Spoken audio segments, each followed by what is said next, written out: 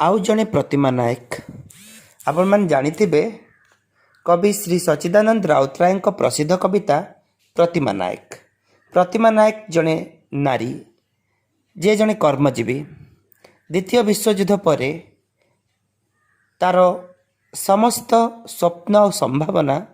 लोप पाई जाइछि एवं से वास्तवता को नहीं बंचिवा को शिखी जाइछि। ठीक से भली मोर एक कविता आउ जड़े प्रतिमा नायक। गधूली समय से जे गाई गोरु फेरुथिले घर अस्तगामी फिका सूर्य बुणुथिला रक्तवर्णिकर पक्षीकूल राबुथिले भांगिथिला संध्या नीरवता पिला माने खेलुथिले बुढ़ा बुढ़ी हेउथिले कथा जाउथिली चुपचाप हठात पड़िला नजर पुरुणा बांधवीटीए आसुथिला हई तरबर रहीगला देखि मते दुहिंकर मिसिला नयन कॉलेज रे पढ़ुथिलु ताकु दिने देइथिली मन पचारिली भल अछ फिक्किना हसी देला धीरे बदलिछि हस तार फुटी दिसे सुखिला अधरे बयसर दागमान अंगे अंगे आस्थान जमेई खेलुथिले लुचकाली श्रृंगारर पछे लुचि जाई दिन थिला स्वप्न थिला पढ़ुथिला अर्थनीति पाठ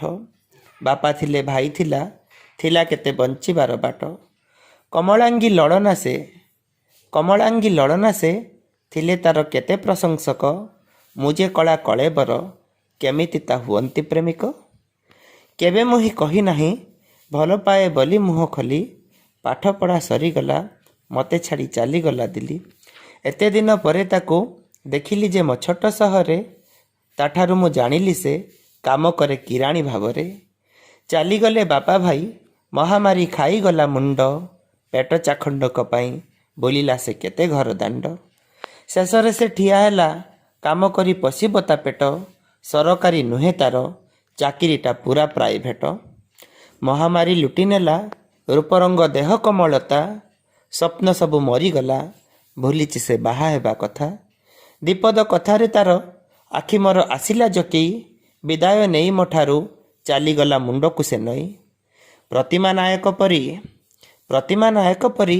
भारी दृढ़ मनोबल तार चलीगला हसी हसी आखिरे मो लुह धार धार। कविताटी को खूब आदर सहित शुणिथिबारु आपण माननकु अशेष विशेष धन्यवाद। जदि कविताटी आपन को भल लागिछि तेबे